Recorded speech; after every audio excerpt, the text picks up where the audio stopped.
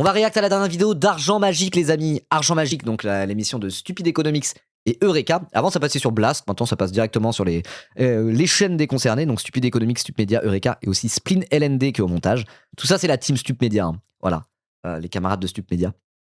Et donc, cette fois-ci, c'est sur l'immobilier, figurez-vous. Moi, c'est vraiment l'émission que j'adore regarder parce que j'aime bien l'économie. Hein, ça m'intéresse. Mais j'ai pas trop de formation. Et le duo Stupid Economics et Eureka dans ce format-là, franchement, c'est carré de fou. Il y a live de Stupedia à 15h après? Ah, moi, je serai plus là à 15h. Non, c'est pas un Prophète 06, c'est un DeepMind 6. Un DeepMind 6, le synthé derrière. Ce qui est inspiré un peu du Prophète 06, c'est plus du Juno 106 en réalité, mais c'est Behringer, donc c'est beaucoup moins cher. Ça fait longtemps que je l'ai pas utilisé, quoi. Voilà. Et oui, c'est Copain du Web qui a fait le générique, tout à fait. Il est crédité juste ici. Il est crédité ou pas dans la description? Ouais, générique Copain du Web et Chronomusique.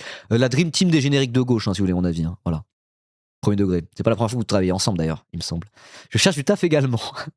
Un peu d'autopromo. Voilà. Copain du Web qui a fait aussi cette superbe DA. Bon, là, la DA est un peu modifiée. Il n'y a pas le logo et tout parce qu'on est en événement spécial, mais c'est lui qui a fait la DA, le fond, le logo que là, vous voyez pas exceptionnellement parce qu'on fait le stream for all. Et voilà. Tout ça, c'est Copain du Web. C'est pas le meilleur timing pour présenter son travail, mais voilà. Donc, si vous voulez faire appel à un graphiste pour vos habillages divers et variés, qui n'a plus à prouver son talent, n'est-ce pas? Il a bossé avec tout l'internet. N'hésitez pas. Copain du Web, t'es cher? Je me prononcerai pas. Ça m'intéresse? Moi, je dirais que c'est un vrai professionnel. Donc, voilà. C'est un prix qu'on paye à un vrai professionnel. Disons que quand tu vois tous les habillages et les trucs qui ont été faits pour plein, y compris de stars de Twitch et de YouTube, bon, bah voilà, c'est le prix qui correspond à la qualité du service, je dirais. Je sais pas comment dire ça diplomatiquement. On parle quand tu veux. Mais donc cherche. J'ai pas les prix en tête des autres. Hein. J'imagine que dès que c'est vraiment des vrais pros, c'est les prix du marché, quoi. Mais du coup, bah oui. Voilà. C'est plus cher que faire appel à un pote ou à un pote où tu lâches un 100 balles qui ne va pas déclarer, quoi. C'est ça que je veux dire. C'est les prix de professionnels, quoi. Voilà.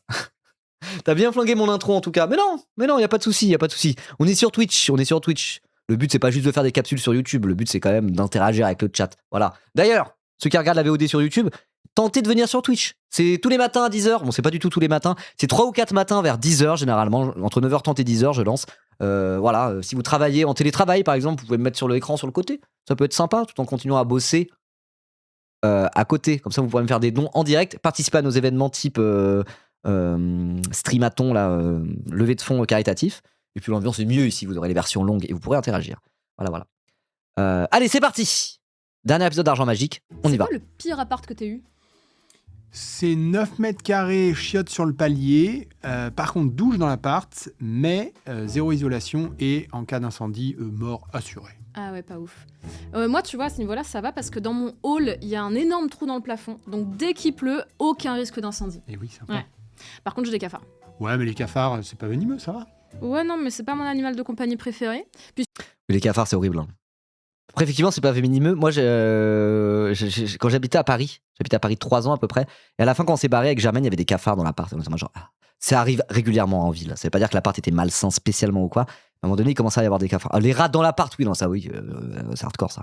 Pourtant, j'aime bien les rats, c'est trop mignon, mais dans l'appart.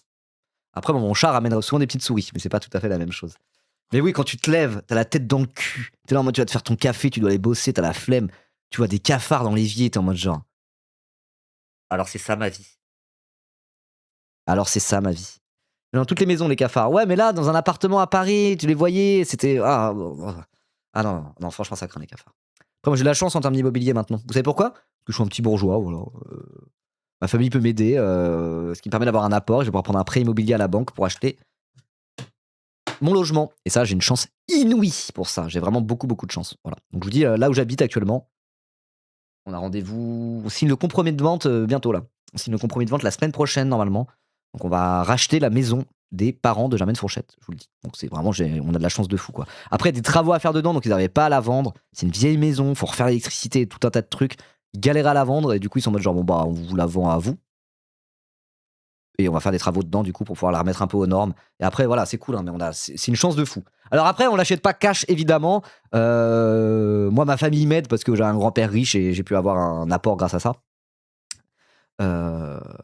Mais voilà, on va s'endetter pendant 20 ans à la banque. Mais déjà, on a quand même la possibilité d'acheter un logement. Et ça, c'est fou, quoi. La maison toute bizarre, mais c'est cosy. Ouais, voilà, elle est un peu biscornue à l'ancienne, mais elle sera moins bizarre bientôt.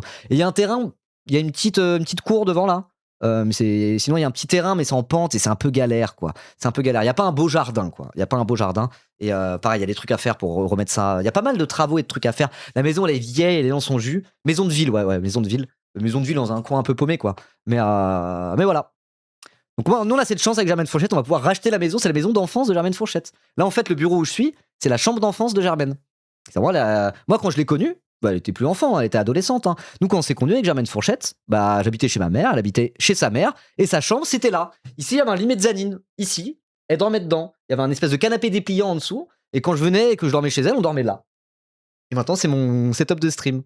Et ça, c'est la chambre de Germaine à la base. Et en gros, il y a une autre pièce à côté qui est devenue le bureau de Germaine, et c'est la chambre de sa sœur. Voilà. Pourquoi tu précises qu'elle était plus enfant? Non, parce que je dis c'est sa maison d'enfance, mais jusqu'à ce qu'on emménage tous les deux, elle et moi, elle habitait ici, quoi. C'est pas juste, voilà. C'est qui Germaine? Germaine Fourchette, c'est ma copine. C'est ma copine. Cet été, ça fera 10 ans qu'on est ensemble. Et là, du coup, on va acheter la maison de ses parents ensemble. C'est fou, quoi. C'est fou. Ouais, on a de la chance. On a de la chance. Voilà. Et justement, c'est ça, quoi. Moi, je me suis dit, bon, on a de l'argent de bourgeois, on a cette chance-là. Moi, surtout, là. Qu'est-ce qu'on fait de cette oseille? Et moi, j'ai fait le choix de m'émanciper du marché de l'immobilier grâce à ça. Voilà. Je serai propriétaire de mon logement dans 20 ans. J'ai pas à enrichir un propriétaire. Je m'en souviens pas non plus pour investir et moi-même devenir le propriétaire qu'on enrichit. Voilà, on s'extirpe du marché de l'immobilier. On va pas faire de locatif ni dans un sens ni dans l'autre. Banger, c'est trop bien. On a vraiment de chance. Voilà. Mais toujours est-il que quand ça y est, on aura le prêt. Moi, j'aurai plus d'argent de côté du coup. J'aurai plus d'argent de côté et j'aurai un prêt à rembourser. Donc, va falloir continuer à sub. Va falloir continuer à sub.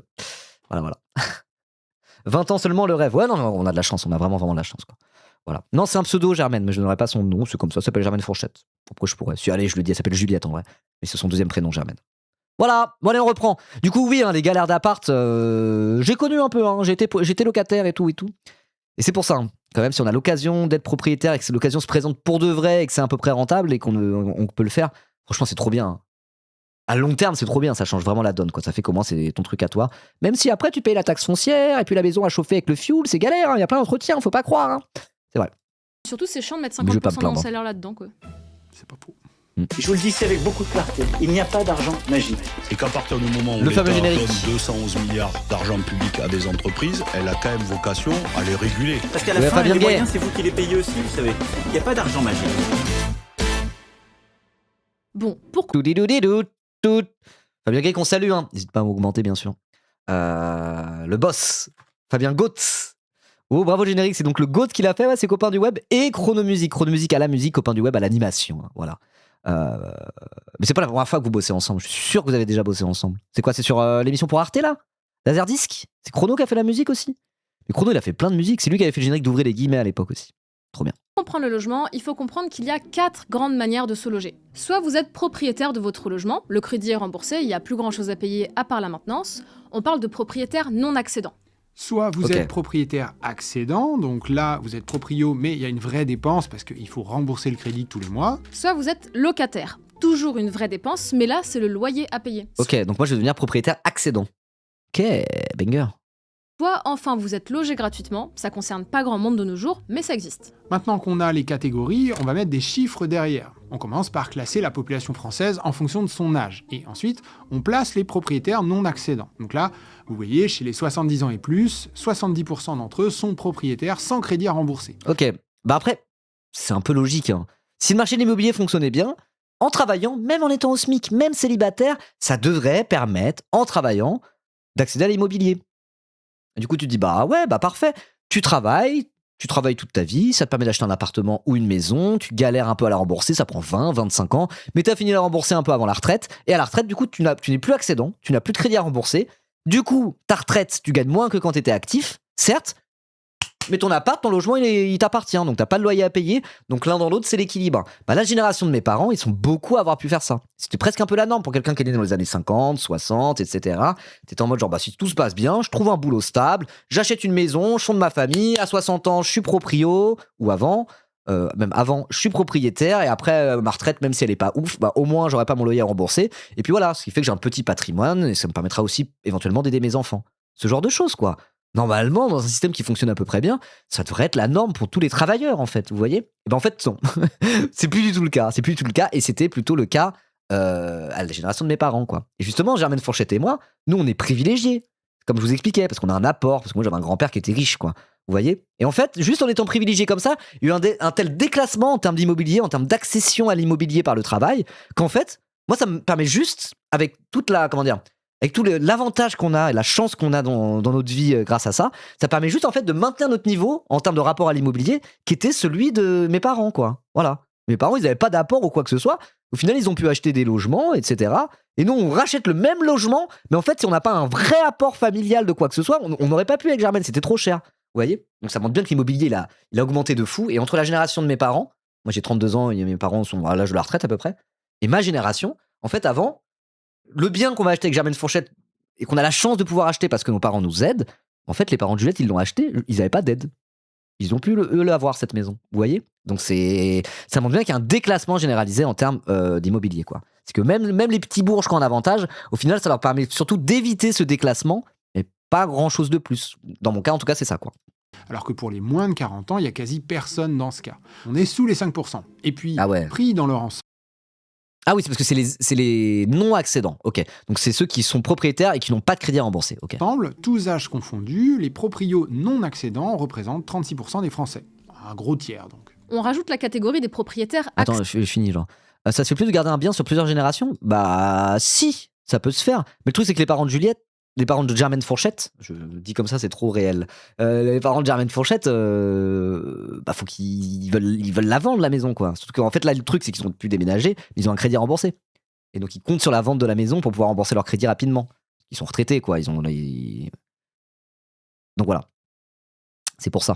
Donc c'est pas en mode, c'est pas, oh bah tenez, on vous donne la maison, ou oh bah c'est pas grave, vous logez dedans et on verra quand on sera mort. Non. On la rachète parce que voilà, ils doivent la vendre cette maison à la base. Justement, ils trouvaient un peu personne pour la vendre parce qu'il y a des travaux à faire dedans. Donc ils se sont dit, si vous voulez l'acheter et faire les travaux dedans, ça nous arrange, c'est très bien, quoi. Voilà. accédants, avec le crédit toujours en cours. Sans surprise. Ok, d'accord. Donc on est 30 à 39 ans quand même. Être propriétaire accédant, c'est relativement répandu. Voilà, je ne suis pas non plus une anomalie statistique. C'est quelque chose qui se fait. Voilà. Concerne essentiellement les trentenaires et quarantenaires. Et au total, ils représentent. Vous faites bien 21%. l'isolation? On a essayé avec ma prime rénov et tout, on a plein de trucs à faire. L'isolation, on va pas pouvoir la refaire bien comme il faut tout de suite maintenant. On va pouvoir faire quelques petits trucs, mais ouais, c'est galère. Hein. C'est galère. D'ailleurs, il nous faisait chier là, avec le budget là, c'était bloqué ma prime rénov. Non, mais c'est une vieille maison, c'est un peu la merde, mais ne vous inquiétez pas pour nous. On termine par les locataires, de logements sociaux ou pas, qui, toujours pas de surprise, sont surreprésentés chez les jeunes. Mais attention, ici, il y a quand même un piège. Même chez les 80 ans et plus, on a toujours quasiment 30% de gens qui sont locataires. Ok, donc c'est HLM en rouge et pas HLM en jaune. Ok. Ouais, donc c'est à peu près, c'est quasiment moitié-moitié. Comme, dans la 30-39 ans, il y a quand même plus de locataires, mais il y a 45% de proprios dans la tranche 30-39 ans. Ok, d'accord. Ça marche. Donc moi là pour l'instant, je serai bientôt dans les bleus clairs, moi. Okay. Oui, la location est très répandue chez les jeunes, mais en même temps, elle reste une méthode de logement qui concerne assez fortement toutes les tranches d'âge. Okay. Et au total, les Français sont en moyenne 40% à être locataires. Et enfin, on termine pour de vrai cette fois avec... Ok, sur la moyenne des Français, au total, il y a plus de propriétaires que de non-propriétaires. Et ça, j'expliquais dans une vidéo, parce que j'ai fait une vidéo sur l'immobilier aussi. C'est que c'est pour ça, quand tu veux t'attaquer à la propriété en tant que concept, parce que tu es communiste, typiquement, ou anticapitaliste, en France, il y a un truc qui est trop ancré dans l'accès à la propriété immobilière. Des gens qui ont taffé toute leur vie pour rembourser un crédit sur 25 ans, là, ils arrivent à la retraite, ils sont genre, j'ai taffé toute ma vie, heureusement que je le possède, ma maison. Quoi, il y a un problème avec être propriétaire maintenant à cause des gauchistes? Enfin, il y a ce truc-là un peu qui est très très ancré dans les mentalités françaises, du gars qui a bossé toute sa vie pour être propriétaire de son petit pavillon. Vous voyez, c'est un affect qui est ultra fort et ultra ancré. Et oui, effectivement, quand tu vois ce genre de vie-là, rien à redire là-dessus. Hein. La propriété immobilière, quand c'est juste, t'as taffé toute la vie pour payer ton pavillon et fonder une famille, avoir ton petit jardin, ta petite maison, il n'y a aucun souci avec ça. Là n'est pas le problème. Mais le problème, c'est que toute la partie en jaune, là, ça appartient à des gens. Ça appartient à des gens qui ont une rente de toute cette partie en jaune. Donc dans les moins de 25 ans, tous ceux qui se logent à moins de 25 ans, qui habitent pas chez leurs parents, tout ça, là, ils payent une rente à des gens qui sont propriétaires immobiliers en locatif uniquement parce qu'ils ont la thune, le capital ou le patrimoine en tout cas pour pouvoir le faire. Et est-ce que ça serait pas là le problème fondamentalement? La propriété locative, c'est le vol. J'en suis convaincu. les gens qui sont logés gratuitement. Ça représente... Après, le vrai communiste veut que chacun soit propriétaire de son logement. Oui, ou que personne ne soit propriétaire de son logement et que ça soit une espèce de système de HLM généralisé, quoi. Un peu comme l'URSS sous Khrouchtchev, ça marchait relativement bien, en vrai. 2% des Français. Pourquoi est-ce qu'on vous a présenté tout ça ? Parce que ça permet de montrer que 60% des Français sont éventuellement concernés par une crise du logement. Et oui. Après, Ribot, t'as La- aucun intérêt à acheter si tu restes pas 5 ans minimum. Ouais, ça c'est vrai, c'est vrai. T'as certains âges où acheter juste comme as, alors que tu sais que tu vas déménager, redéménager, effectivement. Je veux dire, dans un monde idéal, faudrait que l'accès à la propriété immobilière soit facilité, mais il y a des gens qui, de toute manière, ne rentreraient pas dans ce schéma. Donc ce qu'il faudrait, c'est un espèce de parc locatif bien régulé, et qu'il faudrait quand même un parc locatif pour que les gens qui sont flexibles puissent avoir cette flexibilité. Mais si le parc locatif, le but, c'est qu'il y ait tout un tas de propriétaires qui se fassent de la thune dessus, bah pour moi ça marche pas bien. Et à partir du moment où il y a de la spéculation immobilière, où l'immobilier c'est utilisé comme un levier pour se faire de l'argent, pour avoir de la rentabilité, pour moi c'est ça le cœur du problème. C'est ça le cœur du problème. Voilà. Donc de toute façon c'est ça le cœur du problème pour tout un tas de choses. Pour moi il y a plein de trucs, il faut les sortir des logiques de marché. Parce que c'est des choses qui sont vitales. Pourquoi tout le monde est obligé de manger ? Alors pourquoi la bouffe est soumise aux logiques de marché autant ? Tout le monde est obligé de se loger. Pourquoi le logement est soumis à des logiques de marché autant ? Etc. Voilà. La galère pour payer son logement, c'est avant tout pour ceux qui ont de grosses dépenses de logement. Donc les locataires évidemment, mais aussi les propriétaires accédants. Ok. Et l'intensité de cette galère nous est donnée par le taux d'effort du logement, c'est-à-dire la part du revenu des ménages qui est allouée aux dépenses de logement. Ici, on voit que pour les locataires et les propriétaires accédants, le taux C'est un tiers généralement. Tu mets un tiers, entre un quart et un tiers de ton salaire dans le loyer. Ça dépend. d'effort s'approche des 30% en moyenne. Et on constate que ça a sensiblement augmenté depuis les années 2000. Ok. Donc oui, les chiffres le confirment, se loger, c'est de plus en plus cher. Et quand on regarde dans le détail, on voit que pour les locataires et les propriétaires qui font partie du quart de la population la plus pauvre, le taux d'effort médian dépasse les 40%. Ah ouais parce que la règle généralement dans l'immobilier locatif, c'est qu'il faut avoir 3 fois le loyer. Si t'as pas 3 fois le loyer, généralement on n'accepte pas. C'est très rare que les gens mettent un tiers. Bah ça dépend. Ça dépend. Entre le premier et le deuxième quartile, c'est un tiers à peu près.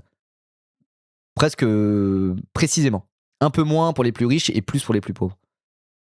C'est normalement la règle, un peu la rule of thumb, c'est que t'es censé avoir 3 fois le loyer. Sans ça, c'est compliqué d'avoir le truc. Dans le logement social, t'as pas besoin. Ah oui, j'avoue, c'est ça. Ouais. Parce que je parlais dans le privé locatif. Ouais, tout à fait.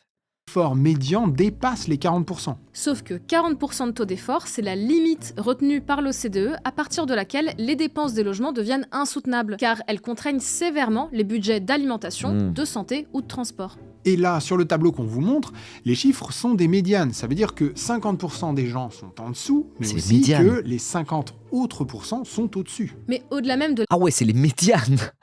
Ah ouais. Ah ouais. Il fait pas bon être pauvre dans ce pays. Hein. Mais c'est là que tu vois que l'immobilier. Pourquoi on parle pas plus de l'immobilier ? Les Français pauvres, ils mettent parfois la moitié de ce qu'ils gagnent dans l'immobilier. C'est un truc de zinzin, genre. Mais d'où c'est un modèle qui marche, d'où c'est un modèle qui est souhaitable, d'où on va pas tous dans la rue là aujourd'hui pour dire eh mais attendez, il y a une couille dans le potage, là, qu'est-ce que c'est que cette merde ? Qu'est-ce que c'est que cette merde, genre ? C'est en mode genre, tu dois dépenser la moitié de tout ce que tu gagnes à la sueur de ton front, sans ça t'es SDF. Tu aimes le capitalisme ?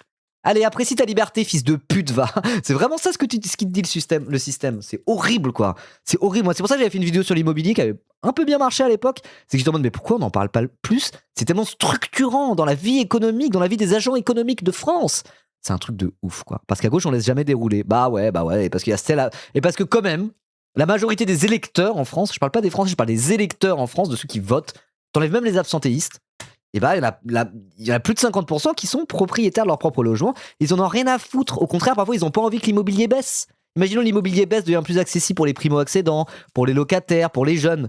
Et bah, le mec qui a bossé toute sa vie pour acheter son pavillon, qui a 55 ans, qui a enfin fini de rembourser son prêt, est-ce qu'il a envie que l'immobilier baisse ? Bah non, il se dit, au moins, j'ai taffé toute ma vie, j'ai remboursé mon prêt, et en plus, ma maison, elle a grave pris en valeur entre-temps. Ce qui fait que je me maintiens à un bon niveau. Grâce à mon travail, j'ai pu avancer socialement. Let's go. Ils ont pas envie de voter pour un gars qui va être pour baisser le cours de l'immobilier. Et donc, je veux dire, même à gauche, même la France Insoumise, qui reste un parti électoraliste, ils s'en emparent pas plus que ça de l'immobilier. Parce qu'ils veulent quand même garder un maximum d'électeurs, quoi. Voilà. la question du coût du logement. Après, ils le font plus Si que les vous autres, avez je dis essayé pas. de Mais vous loger dans une moyenne grande ils ont ville, pas un discours ultra non plus radical par rapport à ça, parce qu'ils savent très bien que dans leur électorat, s'ils veulent faire des bons scores, il y aura tout un tas de propriétaires qui ont quand même plutôt intérêt à ce que ça continue plus ou moins à augmenter, quoi. du Voilà. coût du logement. Si. Si vous avez Dans les programmes pour les municipales peut-être. Pour les municipales, ouais, plus. Pour les municipales, ouais. Ils ont un discours sur le logement social, en tout cas. Ils ont un discours sur le logement social qui est carré et tout. Mais sur la propriété, ça va pas trop de l'ordre de la propriété, tu vois. C'est pas trop pour limiter la propriété immobilière. Ils essaient pas de déconstruire cet affect du proprio plus que ça, quoi. C'est plus, voilà, dans les municipales, sur le logement social, là, ils ont un vrai discours et tout, quoi. Ok. Mais bon. Essayer de vous loger dans une moyenne Après, je dis ça, c'était pas pour balancer une balle à LFI, c'est pour dire que c'est pas rentable. Ce que je voulais dire, peu importe pour LFI. LFI, de toute façon, de tout le truc politique, c'est vraiment ceux qui font le multa. Non, mais t'es déconnecté de ouf. Je peux finir. C'était pour dire, ce que je voulais dire, c'est que c'est pas rentable politiquement de parler de l'immobilier avec un vrai angle contre les propriétaires, contre la propriété, etc., etc. C'est juste, c'est pas rentable politiquement quand on a un parti électoraliste de le faire. Même pour LFI, c'est pas si rentable que ça. Mais après, ils le font quand même. Hein. Voilà. Ripo Baba. Non, mais vous êtes insupportable. Wesh. Genre vraiment, on ne peut rien dire. Un début de truc sur la France insoumise, vous me tombez dessus comme si je faisais du LFI bashing. Oh. Oh là là. Et en plus, j'ai dit, LFI, ça reste de très loin ceux qui sont le plus carrés là-dessus. Je le dis. Mais historiquement, en France, depuis des années, c'est pas le truc dont on parle le plus, l'immobilier. Quand on parle de pouvoir d'achat et tout, les insoumis, ils parlent pas en permanence de l'immobilier comme étant au cœur de leur projet pour le pouvoir d'achat. C'est pas ce dont ils parlent le plus, historiquement. Même la France insoumise, c'est ça que je voulais dire. Alors que quand tu regardes dans le poids des dépenses d'un ménage ou d'un jeune ou de quoi que ce soit, logiquement, quand on parle de pouvoir d'achat, le sujet numéro 1, devant tous les autres, ça devrait être le logement. Parce que c'est le premier poste de dépense des Français. Et pour le coup, LFI, c'est pas le truc dont ils parlent le plus depuis tout le temps quand ils parlent en pouvoir d'achat. C'est juste ça que je voulais dire. Alors après, oui, dans le cadre des municipales, Chikirou ou les autres, LFI en parle bien plus que les autres. C'est les seuls qui ont un programme carré là-dessus. Et j'ai jamais dit le contraire. Mais ce que je voulais dire, c'est que voilà, c'est pas rentable. C'est pas très rentable politiquement, électoralement, de parler de propriété immobilière tout le temps, de manière générale. Voilà. Alors que quand tu regardes les postes de dépenses des Français, en tout ce qui est problématique lié au pouvoir d'achat, ça devrait être le truc dont on parle le plus. Voilà. Vous n'allez pas me dire que LFI, c'est le truc dont ils parlent le plus quand ils parlent de pouvoir d'achat. Mais force à LFI, hein, allez voter LFI au municipal, let's go, hein, évidemment.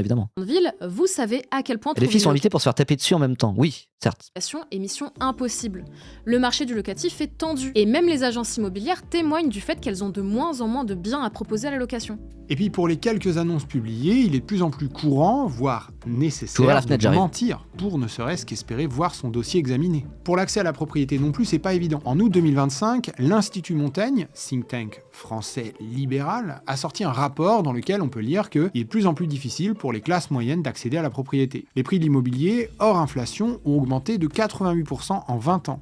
La durée des prêts aussi.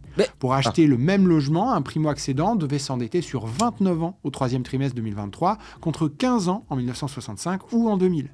Et évidemment, ça... Ah non, c'est une des mesures phares, la réquisition. Après, au national, je suis d'accord avec toi. Après, la réquisition des logements vacants, c'est vraiment bien, il faut le faire, mais c'est pas non plus l'alpha et l'oméga. Hein. Parfois, il y a des gens qui disent, il y a tant de logements vacants, il y a tant de personnes à la rue, bah, pourquoi on réquisitionne pas tout?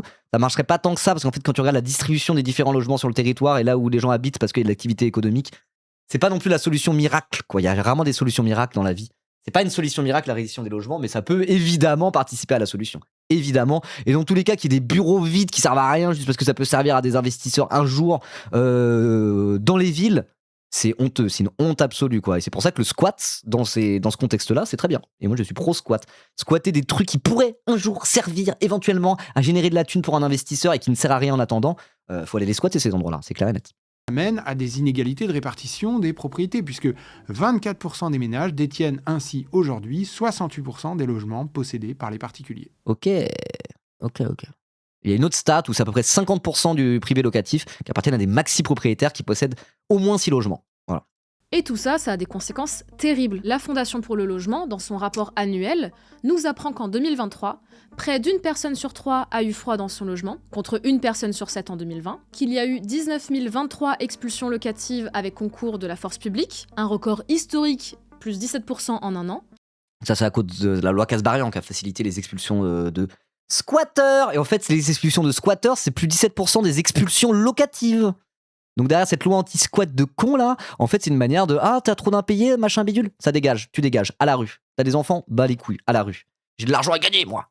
Avec cette propagande en permanence dans les médias, en mode genre regardez cette pauvre petite propriétaire s'est fait squatter, elle entame une grève de la faim. Alors qu'en fait c'est une meuf qui a essayé d'arnaquer ses locataires. C'est ignoble, il y a des histoires comme ça tous les mois. Bref. Qu'il y a 350 000 personnes sans domicile, un chiffre qui ne fait qu'augmenter chaque année.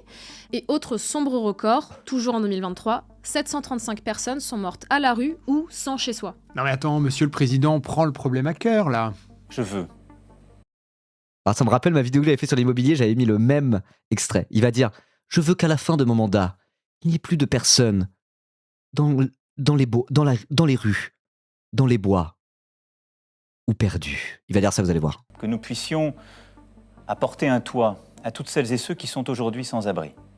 Le gouvernement a beaucoup amélioré les choses, mais il y a Non, c'est pas encore celle-là des situations qui ne sont pas acceptables. Comptez sur ma détermination entière en la matière. Donc Ah non, voilà, c'est pas faut- cet extrait-là, c'est pas cet extrait-là, c'est pas cet extrait-là. C'est pas cet extrait-là.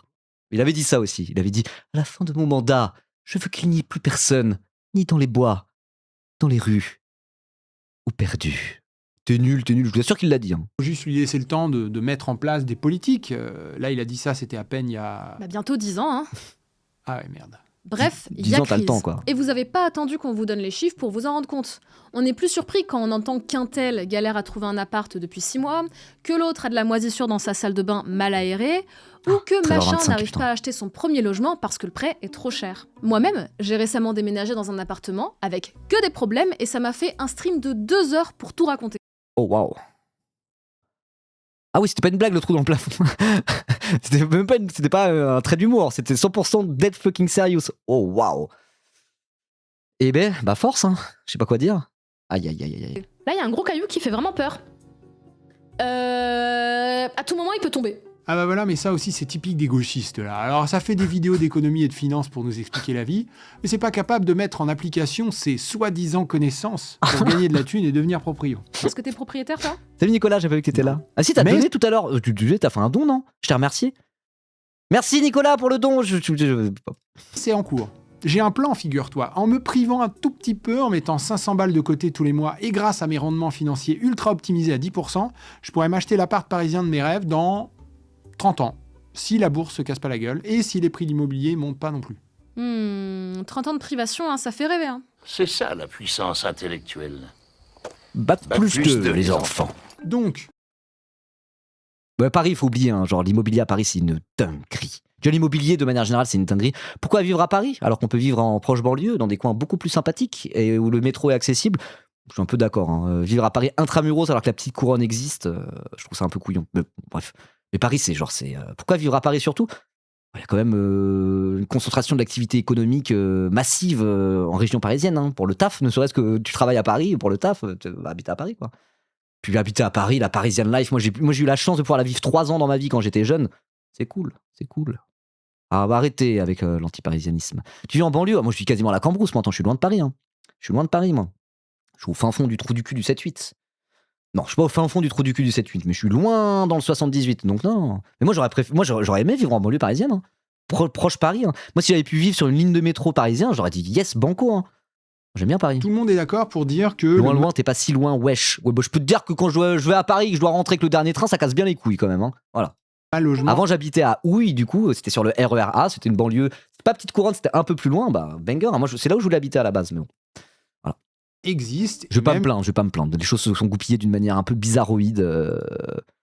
Mais au final, les choses se goupillent bien. C'est très bien. Je me plains pas. Franchement, je suis pas à plaindre. Vraiment pas. C'est ça la puissance intellectuelle. Bac plus 2, les enfants.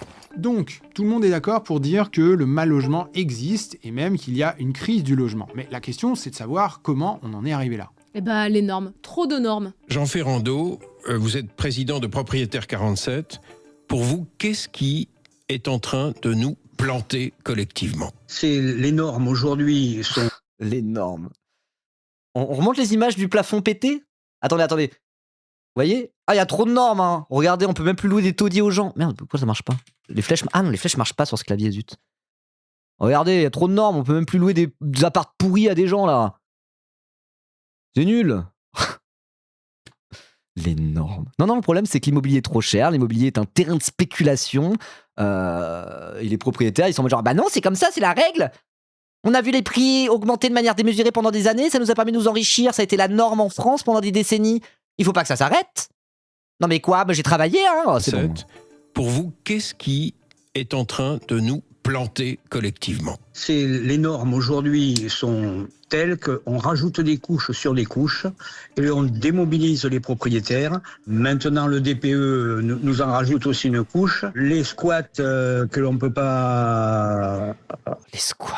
Après, le DPE, les trucs ont un peu été mal branlés, quoi. Des trucs en mode les règles, ils changent d'une année à l'autre complètement. Ton logement n'a pas changé, mais la norme a changé. Du coup, en fait, tu passes de D à E pour aucune raison à part le fait que la norme a changé. Sur le DPE, les trucs, ça a été un peu mal branlé sur les bords. Mais je veux dire, ça va, c'est pas non plus la fin du monde. Hein. Pour en avoir parlé avec des agents immobiliers, c'est bon, ça va, quoi. Et les squatteurs, stop avec ça, par contre, stop. Récupérer. Go squatter. Moi, on est pro squat ici. Ils sont partout en Europe indicatifs et chez nous contractuels, ce qui pose un gros problème. Ce discours-là, c'est pas que sur... Mais oui, la loi DPE n'empêche pas des personnes de louer, mais il y a des trucs où parfois j'ai cru comprendre qu'il y avait certains trucs au niveau du DPE où c'était un peu mal branlé, c'était un peu chiant. Même quand t'es de bonne foi et que t'es pas là pour juste arnaquer un max de gens, quoi. Mais je veux dire, ça va. C'est pas du tout le cœur du problème de la crise de l'immobilier en France, mais genre vraiment pas. Alors le squat, j'en parle même pas. Alors là, c'est vraiment de la pure propagande de proprio, quoi. Radio, en fait, dès que ça parle de crise du logement, presque systématiquement, on entend que c'est la faute des normes. On a aussi des réglementations sur Alors, juste, rappel à toute fin utile pour le squat, tu ne peux pas squatter une résidence principale en France. Tu squattes une résidence principale, c'est pas du squat, c'est de la violation de domicile. T'as les keufs qui arrivent, dans la journée, les gars, ils sont partis. Enfin, ils sont en garde à vin. Tu peux pas squatter le logement principal. Donc il y a des gens qui sont en mode genre, moi je connais des gens, ils sont partis en vacances, quand ils sont revenus, il y avait des squatteurs qui ont changé la serrure, nanana. Mais c'est faux. Quand c'est ton logement principal, tu vas voir la police, t'es en mode genre, il y a des gens chez moi, c'est de la violation de domicile. C'est pas du squat. Le squat, c'est sur des résidences secondaires à la limite. Souvent, c'est dans des lieux qui sont pas utilisés, des bureaux, des vieux bureaux vides, des anciens hôtels, des bâtiments où il y a que dalle en plein Paris. L'écrasante majorité des squats, c'est ça. Et parfois, ça arrive, c'est des résidences secondaires. Ça arrive. Ça va, genre, il y a pire dans la vie, quoi. normes de construction. C'est quoi le pire? C'est de te faire squatter sa résidence secondaire ou de dormir à la rue? Je crois que la question est vite répondue. Qui ont renchéri le coût de fabrication et de production des logements, donc le prix de l'immobilier a augmenté.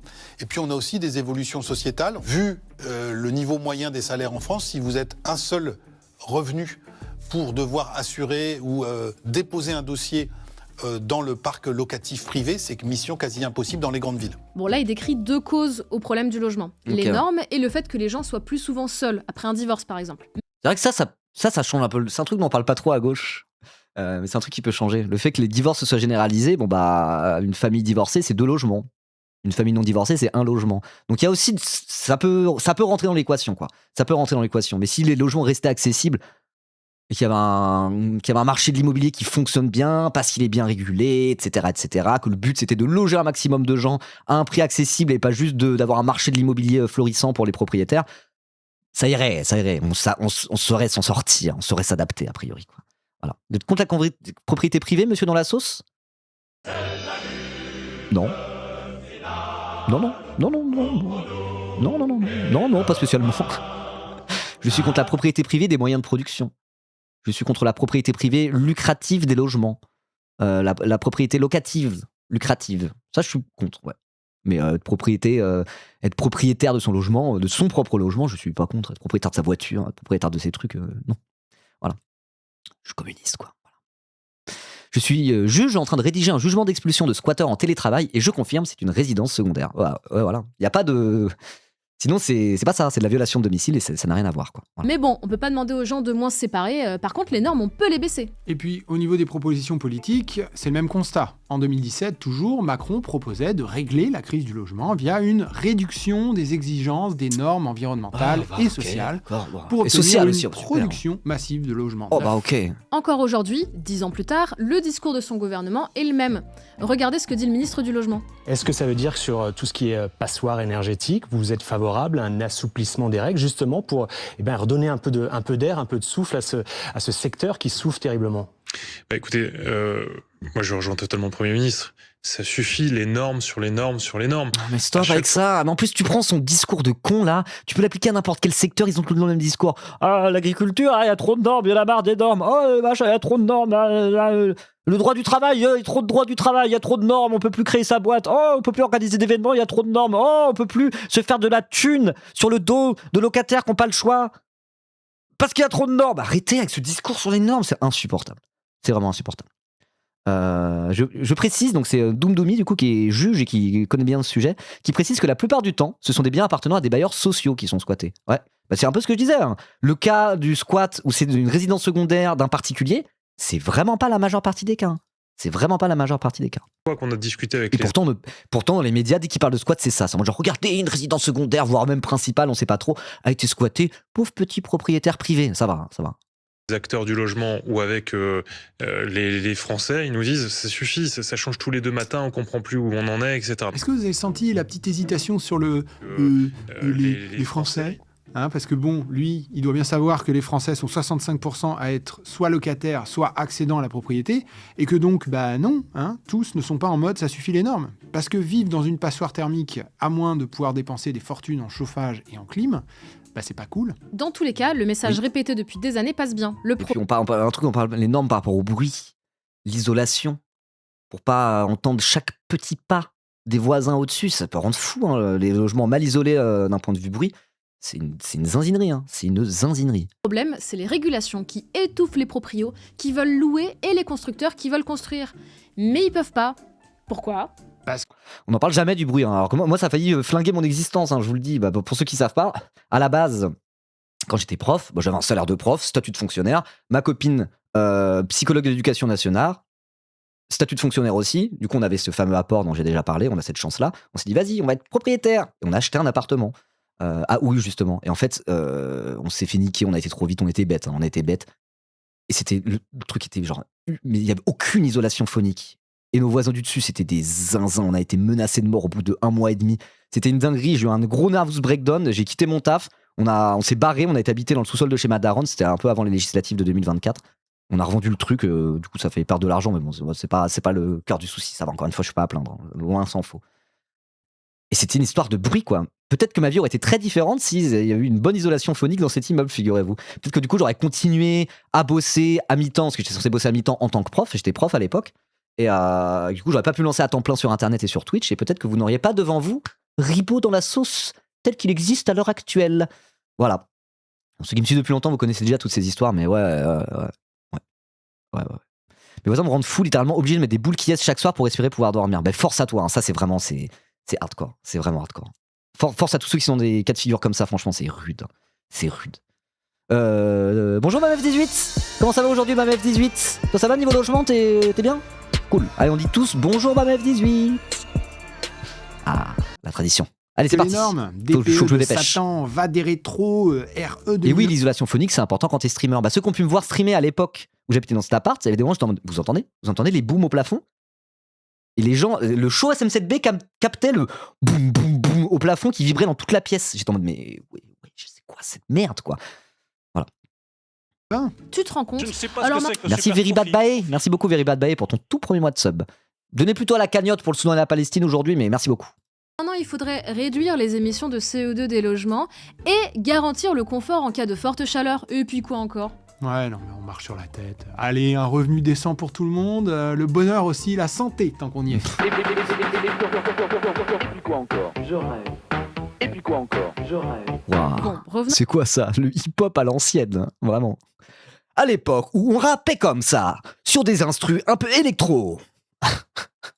à notre émission de Sud Radio. On critique... Ah oui, surtout peur qu'on m'entende hurler en stream. Bon, moi j'avais peur de ça à la base. J'étais en mode genre, oh, parce que moi de base, j'ai plutôt tendance à être moi celui qui dérange les voisins. Après ça va, hein, j'ai jamais foutu un bordel monstre. Et j'étais pas dans les endroits où c'était mal isolé phoniquement, donc ça va. Ça va. Mais moi, ouais, à la base, j'étais en mode genre, oh bah j'espère que je vais pas déranger mes voisins. Si j'avais su. Bon, bref. On critique. Mais après presque 20 minutes d'émission, avec je vais pour fermer la l'instant fenêtre, j'ai froid. uniquement des proprios et des représentants d'assauts de proprios qui se plaignent des normes et des DPE, on entend enfin un locataire qui partage l'enfer que c'est de vivre dans un logement insalubre. Bonjour à toute l'équipe. Je suis content de vous avoir parce que c'est vrai qu'on entend des propriétaires. Moi, je suis locataire. Oui. On a des problèmes. En moyenne, dans le fort de l'hiver, on dépense près de 1 000 € de fuel par mois.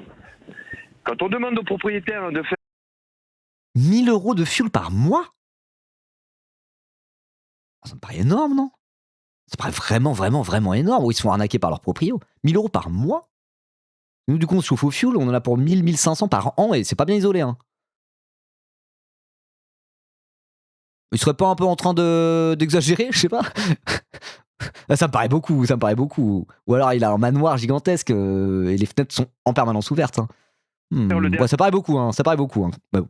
Les DPE, il est passé en F et l'année prochaine il passera en G. On a eu un conciliateur qui est venu et il a dit devant le conciliateur, je veux pas faire de travaux parce que la maison a un cachet. Voilà. C'est ce qu'on paye pour une copro de 21 apparts. Ouais, ça paraît beaucoup. Hein. Peut-être qu'il se trompait, c'était 100 € par mois. 100 € par mois, c'est beaucoup déjà. Ça fait 7 ans que je me bats avec le propriétaire. J'ai des enfants en bas âge, j'ai une fille qui a fait une pneumonie, elle a failli en mourir l'année dernière. Oh, wow. Mais non, ça dérange personne. Ah ouais, tiens, je me demande comment ils vont bien pouvoir lui répondre à ce pauvre gars là. Écoutez, merci Cédric pour votre témoignage grave. Vous disiez que personne ne bouge. En tout cas, nous, on en parle sur Sud Radio avec Alexandre Jardin. Merci d'être intervenu. Merci Jean Ferrando, président de Propriétaire 47. Merci. Oui, non, voilà. 100 € en hiver, c'est vrai que c'est pas tant que ça pendant l'hiver. Après, il faut voir surtout le... Bon, bref, ok. Je sais pas. Moi, j'ai 150 mètres carrés en Lituanie. Ok, mais c'est super cher le gaz ici, mais je suis à 500 € par mois. Ah ouais. Ok. Bon, bref. Peu importe. En tout cas, voilà, c'est... On comprend ce qu'il veut dire. Dans ma ville, il y a un nouveau quartier depuis quelques années avec plein de familles et donc d'enfants. La mairie a fait enlever les jeux pour enfants dans la rue parce que des gens en avaient marre des bruits de gosses qui jouent pendant qu'ils font du télétravail avec les fenêtres ouvertes. Ouais, non, ça par contre, ça. Si le bruit qui te dérange, c'est des enfants qui jouent dans la rue, là, c'est pas, ça rentre pas dans le truc de l'isolation phonique, mes couilles. Non, ça dégage. Ça, c'est des espèces de gens qui sont en mode genre hyper individualistes, qui acceptent pas la vie en communauté, quoi. C'est le truc des appartements ultra mal isolés où ça fait des boum, clang, cling, clong toute la journée dans l'immeuble. C'est encore un différent délire. Parce que ça, si tu fais une isolation phonique correcte, juste t'as pas ça, quoi. Merci beaucoup pour votre témoignage. Pas de chance pour vous, on n'a plus le temps, mais retenez bien que le problème, c'est les normes, pas les pneumonies. Allez vous faire foutre. Donc, quelle est la logique qui permet d'affirmer que les normes sont au cœur du problème ? Niveau achat immobilier, s'il faut s'assurer que les logements soient bien isolés pour qu'ils ne deviennent pas impossibles à habiter et qu'on réduise les émissions de gaz à effet de serre, qu'ils soient construits sur une zone dépolluée, que l'on s'assure de préserver l'habitat des scarabées bouseux polygames, là, que le logement ne soit pas construit dans une zone inondable, etc. Et bien tout ça mis bout à bout, forcément ça coûte un pognon de dingue. Donc c'est trop cher, donc on arrête de construire. Mais puisqu'en face, la demande d'achat augmente, parce que la population augmente et que les couples se séparent davantage, et même aussi que les plus aisés aiment toujours plus les résidences secondaires, vous obtenez des logements très demandés, mais de plus en plus rares. Donc les prix montent, c'est la loi de l'offre et de la demande. Pareil sur la location. Les propriétaires sont contraints par un ratio rendement-risque indépassable pour tout bon financier qui se respecte. Plus de risque veut dire plus de rendement attendu. Déjà qu'on peut pas virer un locataire qui paye pas pendant un mois, ça c'est une prise de risque, et qu'on peut pas non plus augmenter les loyers en toute liberté, comment voulez-vous que les rendements soient à la hauteur des risques ? Si en plus vous rajoutez les travaux de mise aux normes là, le propriétaire financier, il ne s'y retrouve pas. Donc certains bailleurs vont préférer faire du Airbnb ou juste arrêter de louer. Donc encore plus de rareté. Il a la même voix que Yann Bouvier, je regardais pas l'écran, j'ai vraiment cru que c'était lui. C'est vraiment, tant que tu le dis, il a un peu la même manière de parler que Yann Bouvier. Cool. Deux goats, si vous voulez mon avis. En plus de ça, petite folie, le DPE qui va exclure des passoires thermiques de la location, sous prétexte que tu risques une petite pneumonie, là, soi-disant, et puis les émissions de CO2, enfin bref, encore moins de logements disponibles à la location. Donc risque du logement, forcément. En tout cas, ce récit-là raconte quelque chose... de Gilles de Réca, qui a un peu le même genre de voix que Yann Bouvier. D'assez convaincant et dont la conclusion logique est le sentiment subtil que la gauche française, pro-squatter et les écolo-bobos obsédés par les scarabées sont responsables du mal logement à cause de leurs normes contraignantes qui ne font que rendre le logement plus cher. Voilà, fin de l'histoire. Ne votez plus pour eux et dans quelques années tout ira pour le mieux. Enfin, votez plus pour eux. On vient pas juste de rappeler que c'est Manu à balai énorme Macron qui est au pouvoir depuis 10 ans ? Non mais chut, c'est la faute des autres quand même. Ne dites pas de bêtises, vous en dites beaucoup. C'est là qu'il faut s'arrêter 2 secondes pour... Il y a quand même 2-3 phrases de Macron sur 10 ans de carrière où t'es en mode genre... Ça fait des bons mèmes. Salut Zach, comment ça va ? Revenir à la source de notre problème. Finalement, tout le raisonnement repose sur une hypothèse centrale, le manque de logement. Norme égale pas assez de logements disponibles, donc crise. Du coup, ça veut dire que si on avait plus de logements, on n'aurait pas de crise. Donc par exemple, si on construisait plus, on pourrait faire baisser les prix de l'immobilier, c'est ça ? Logiquement oui, c'est l'offre et la demande.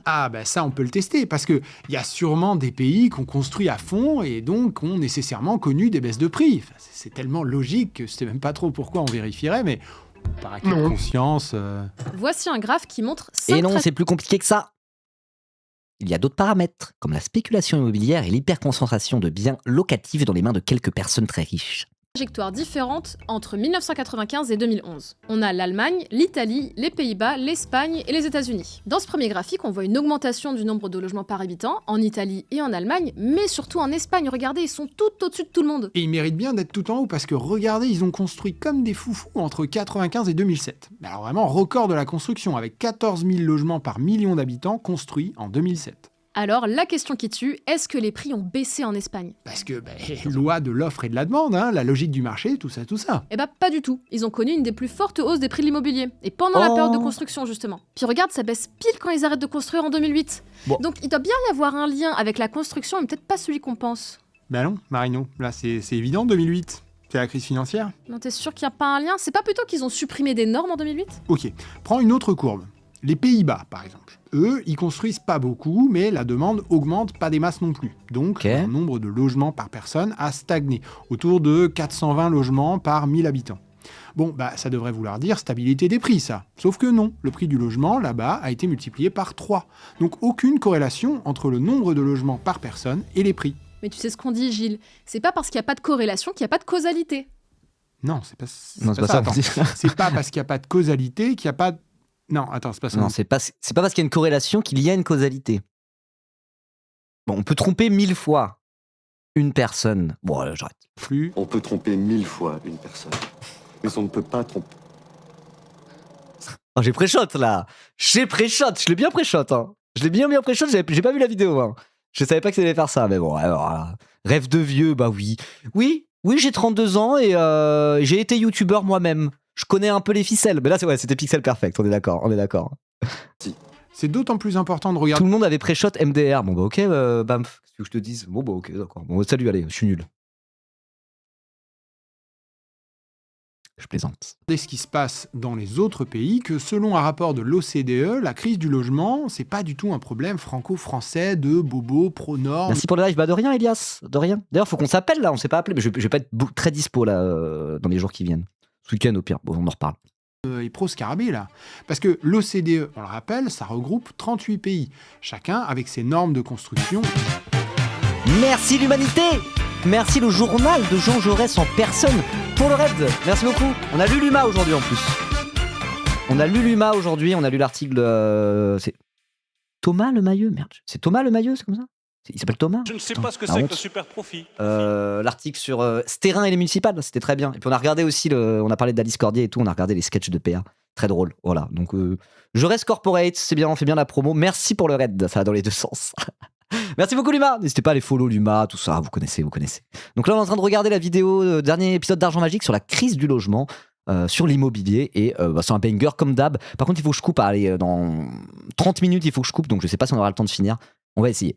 Mais il y a plein de choses à dire sur l'immobilier, c'est le genre de react où je peux mettre pause, parler avec le chat pendant 30 minutes, et on s'ennuie pas, et c'est grave intéressant. Parce que l'immobilier, tout le monde a un truc à dire sur le logement, tout le monde a un avis, quoi. Tout le monde a un vécu par rapport à ça. Donc c'est le genre de truc où il y a très vite des conversations très intéressantes et du coup on n'avance pas et je dois couper dans pas longtemps. Voilà.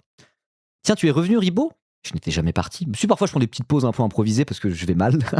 Je rentrerai pas dans les détails, mais non, j'étais pas parti vraiment.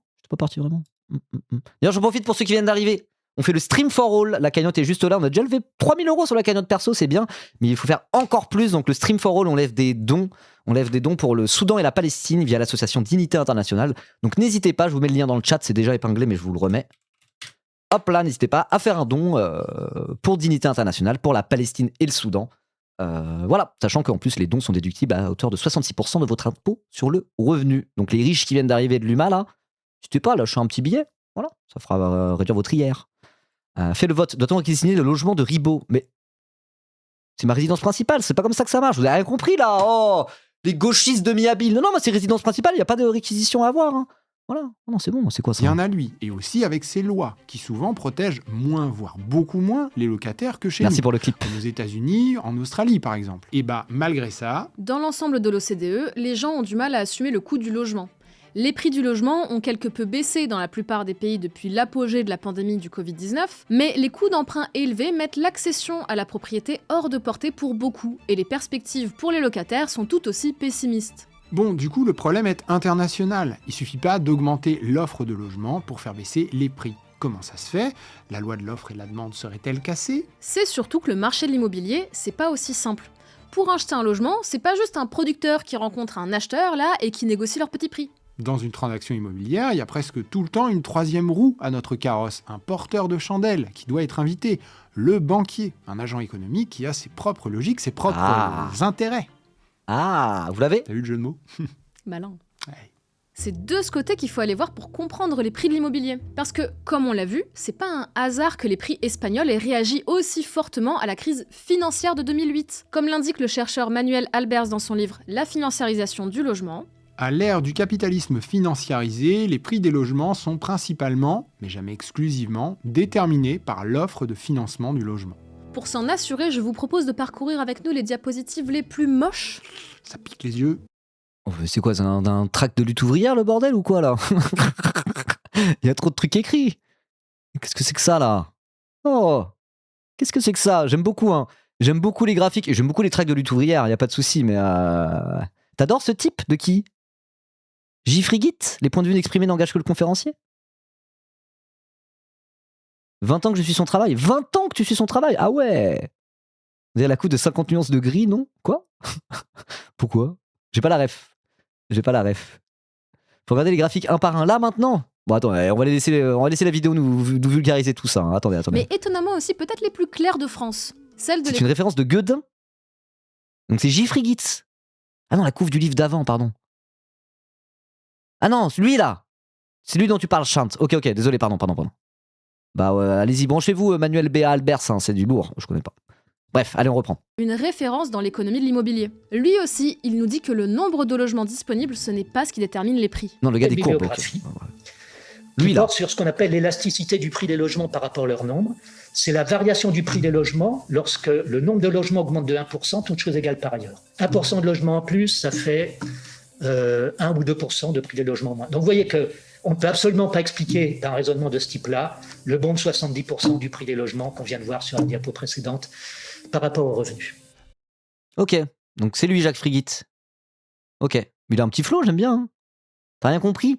En gros, il a dit il y a une telle variation des prix des logements, les logements ont augmenté de 70%. Est-ce qu'on voit des variations supplémentaires au niveau de l'offre et la demande? Non, c'est pas au niveau de l'offre et la demande qu'il faut trouver la clé de compréhension à cette augmentation massive des prix. C'est plus du côté du système bancaire et de la spéculation immobilière qu'il faut aller chercher. A priori, c'est ça, de ce que j'ai cru comprendre. Logement qu'on vient de voir sur la diapo précédente par rapport aux revenus. Voilà, retenez bien quand on est un... c'est quoi ça? CGZ, prix immobilier frigide.pdf. Wow. Oh bah voilà, on l'a en entier. Ah, merci Chant. Allez, les fans de graphiques là, de graphiques moches, mais c'est ceux-là en fait, c'est vraiment les mêmes. Ils sont juste là.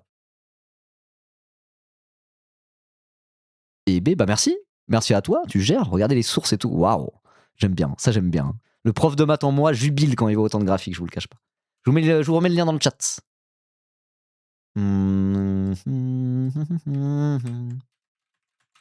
Hop là. De l'économie, on dit que l'élasticité du prix de l'immobilier à l'offre est faible. Mais alors, qu'est-ce qui explique l'augmentation des prix? Eh bah sur la magnifique diapo 33, on lit que... L'allongement de la durée des prêts a à peu près coïncidé avec l'envolée du prix des logements rapportés aux revenus par ménage de 2000 à 2007.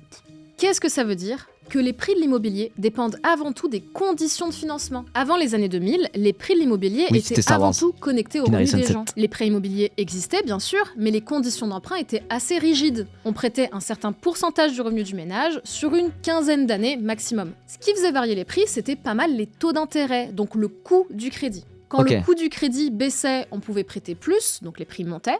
Et quand le coût du crédit montait avec les taux, c'était l'inverse. Avant les années 2000, les réglementations étaient assez fermes et les banquiers n'avaient aucun intérêt à prendre trop de risques. Parce que prêter sur des durées très longues, c'est augmenter le risque de non-remboursement. On ne sait jamais ce qui peut arriver à un ménage. Séparation, perte d'emploi, décès. La financiarisation du marché du logement s'est mise en marche. Les banquiers ont commencé à se dire « Et si on prêtait sur des durées plus longues que 15 ans, on pourrait prêter plus, à plus de gens, on ferait plus d'intérêt, donc plus de profit ». Tout ça a été combiné avec des innovations financières qui ont permis aux banquiers... Et on parlait de la crise subprime, vous pensez? Parce que dans le genre crise immobilière massive provoquée par les banques qui ont fait absolument n'importe quoi en faisant des prêts complètement cons qui étaient insolvables en réalité, ça a quand même déclenché la crise des subprimes, qui est la plus grosse crise financière de ces dernières années en Occident, ces dernières décennies en Occident, et qui a même donné lieu à une crise économique sur toute la zone euro massive, quoi. Juste parce qu'il y a des banquiers véreux qui étaient en mode genre non, vous inquiétez pas, vous allez accéder à l'immobilier, il n'y a pas de souci, on vous fait des prêts merdiques, non, tranquille, il est bien notre prêt, quoi. Donc ça serait pas possible qu'ils en parlent. Après, c'est compliqué la crise des subprimes, je sais pas si on l'évoquait.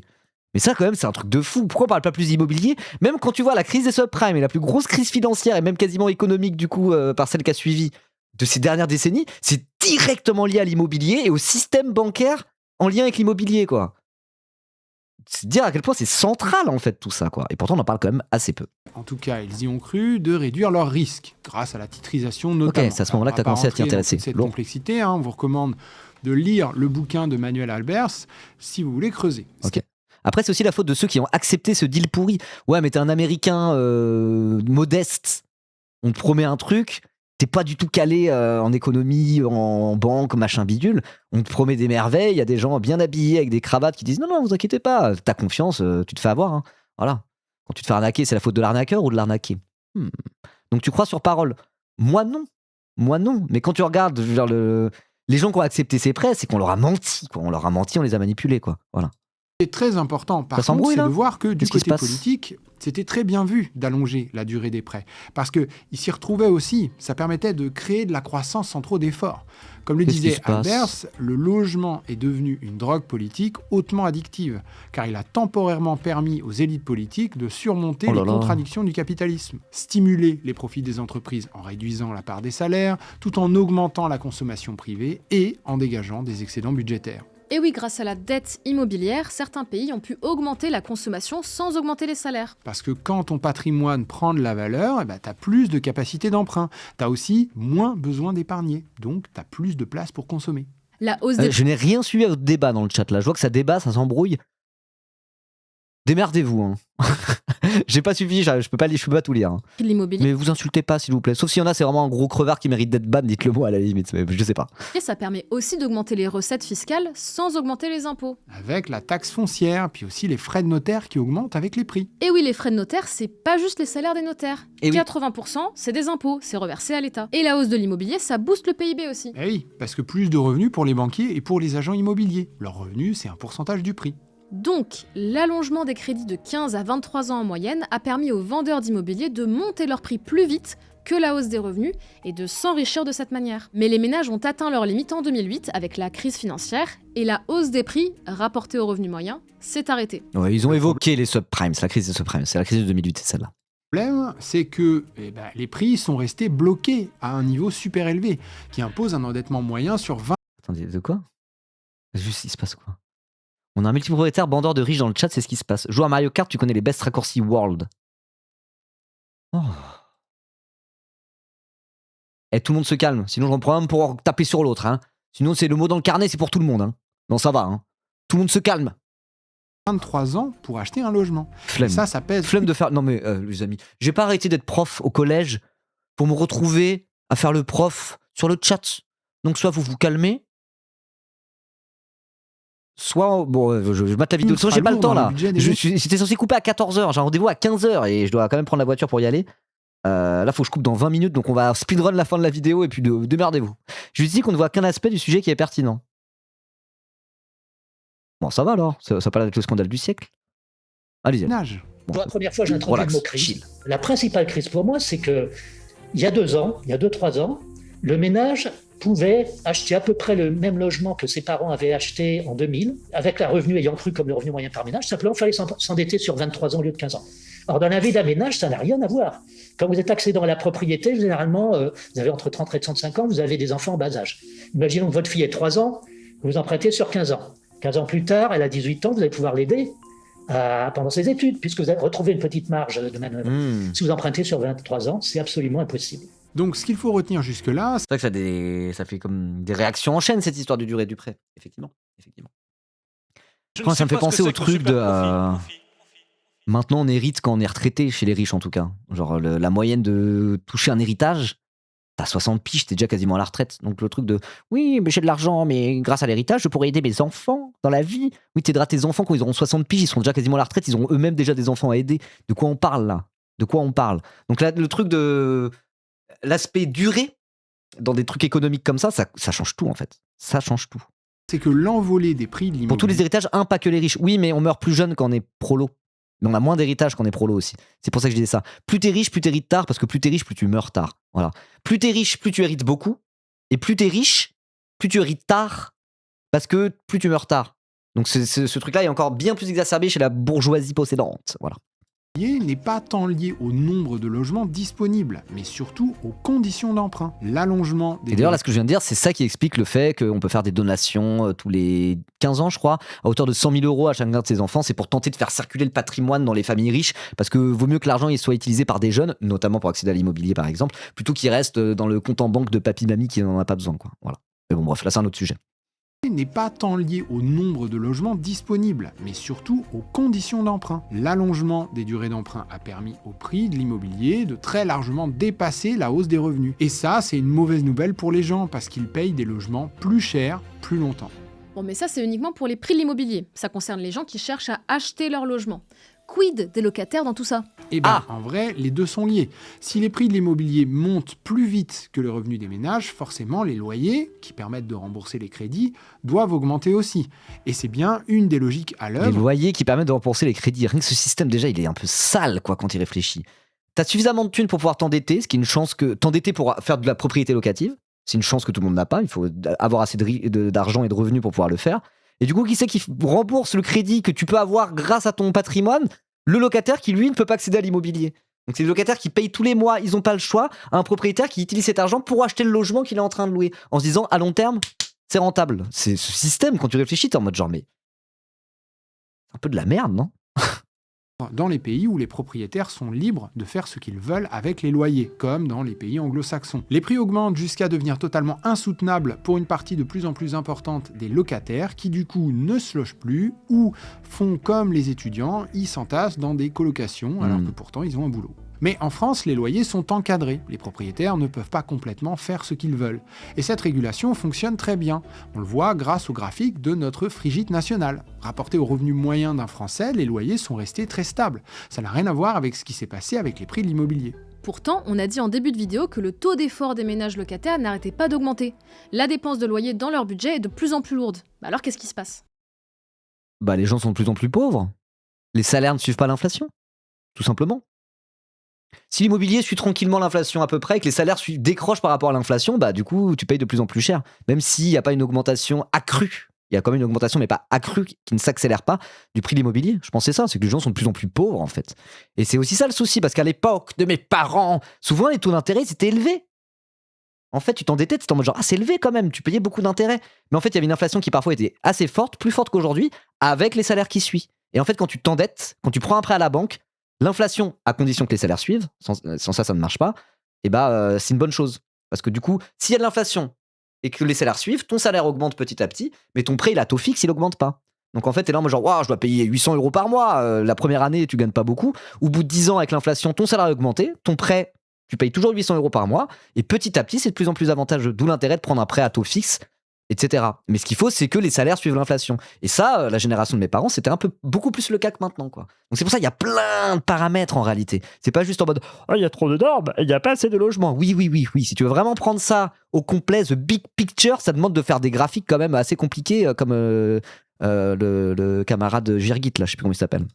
Deux choses. Premièrement, les locataires se sont appauvris. Voilà. Le revenu moyen d'un locataire par rapport à la moyenne des revenus de tous les Français est aujourd'hui 50% plus bas qu'en 1970. C'est lié à la diffusion du modèle de propriété privée. Dans les années 70, peu importe le revenu, environ 40% des gens étaient locataires. Okay. Dans les populations riches comme pauvres, on trouvait toujours environ 2 personnes sur 5 qui étaient locataires.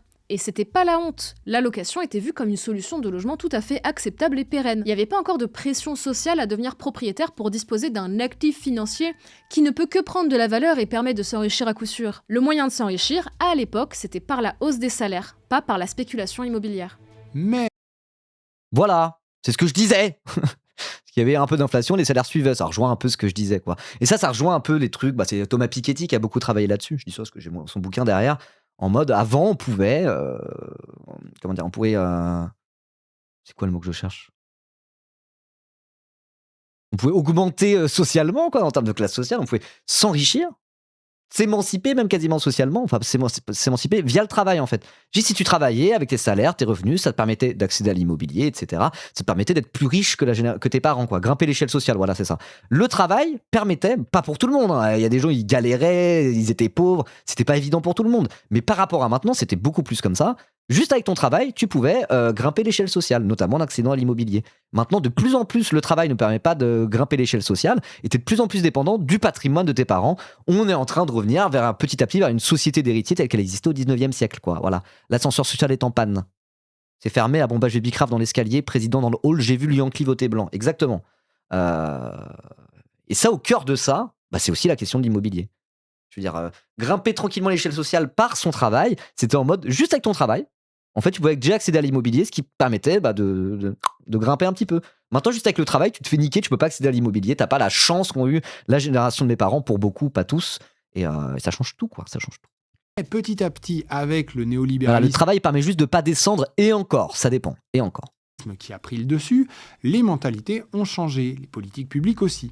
La propriété privée est devenue désirable. Pour réussir dans la vie, il fallait faire fructifier son capital financier. Sauf qu'à ce stade de la vidéo, vous avez bien compris que ce nouveau luxe n'a été atteint que par certains ménages. Résultat, chez les 10% les plus pauvres, on trouve aujourd'hui 80% de locataires contre seulement 12% chez les 10% les plus riches. On a choisi et encouragé les plus riches à devenir propriétaires, voire multipropriétaires, ce qui a contraint les plus pauvres à devenir locataires. Jusqu'à en arriver à la situation actuelle où le locataire moyen est un travailleur au SMIC, un retraité au minimum vieillesse et surtout un jeune en CDD ou au chômage. Bon, mais c'est pas le seul effet.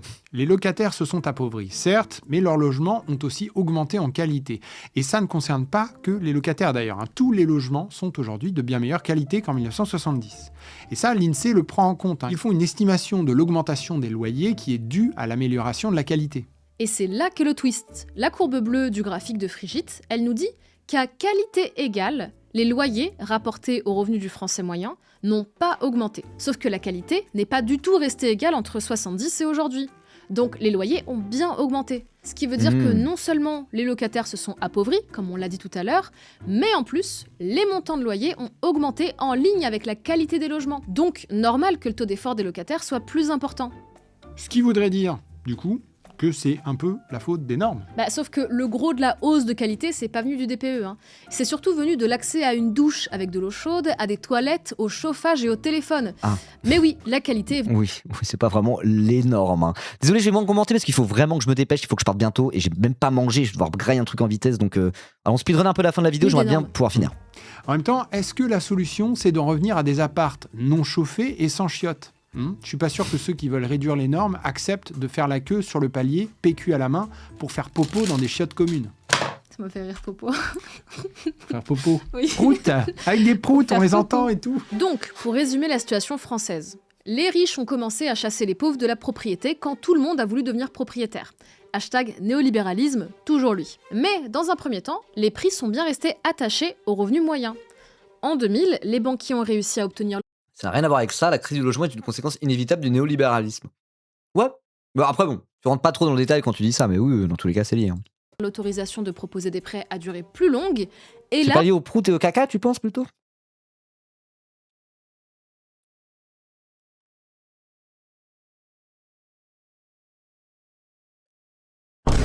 Ouais.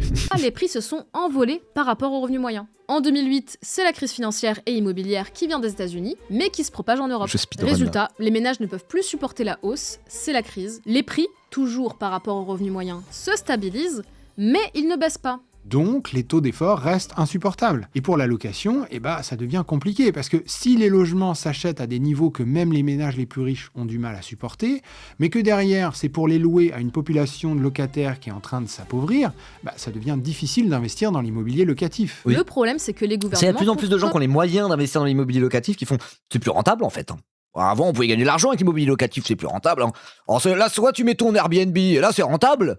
Mais l'immobilier locatif classique, faut pas faire ça. Investissez dans les cryptos, les jeunes, plutôt. Non, mais je sais pas, montez votre boîte. C'est vrai que c'est un discours qu'on entend de plus en plus chez les gens qui ont moyen d'investir dans l'immobilier locatif et qui disent c'est plus comme avant, c'est plus rentable, c'est la crise.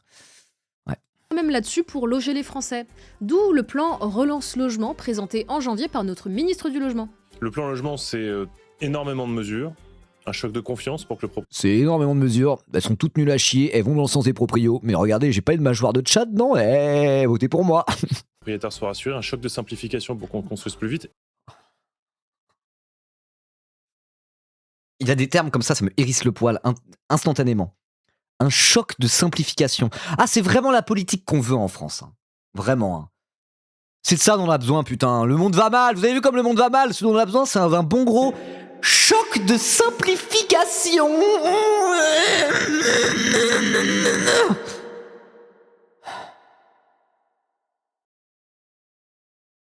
Oh, c'est insupportable, je suis désolé, c'est insupportable. Et vous venez de le dire, un choc fiscal qui permettra aux épargnants... Un choc fiscal, ça veut dire il faut baisser les impôts. Hein. Ah, on croule sous les impôts en France. Hein. Ah, mais si les riches payaient moins d'impôts, peut-être qu'ils investiraient plus dans l'immobilier. En français, de dire, avant j'avais l'impression que ça rapportait plus et que c'était plus Moi, je pense qu'il faudrait un choc d'expropriation des logements pour les maxi-propriétaires. Voilà, on peut dire ça aussi, un choc d'expropriation. Là, ça serait peut-être un peu plus choquant qu'un choc de simplification. Qu'est-ce que vous raconte? Ah là là là là, j'ai fait peur à ton chat avec mon bruit bizarre, pardon. Excuse-moi. Oh non, le pauvre. D'avoir mon argent en épargne dans un PEA par exemple, et plutôt qu'investir dans la pierre. Et aujourd'hui, ce choc d'investissement, c'est leur dire un message très clair. Ça fait 3 chocs là, choc de simplification, choc de machin et choc d'investissement maintenant. Ça va, hein, ça va. Vous aurez un avantage fiscal conséquent. C'est tellement conséquent que, entre nous, c'est du jamais vu par rapport à ce qui s'est fait ces dernières années, de sorte que oui, ça va redevenir pleinement utile d'investir dans la pierre et rentable. Bah ça pour le coup là on est dans une logique néolibérale de fou là pour le coup. Je sais plus qui parlait de néolibéralisme tout à l'heure. Là on est sur de la pure logique néolibérale. C'est en mode genre quoi, les riches veulent plus investir dans la pierre, dans l'immobilier locatif parce que c'est moins rentable qu'avant, parce qu'on traverse une crise immobilière, parce qu'on régule rien.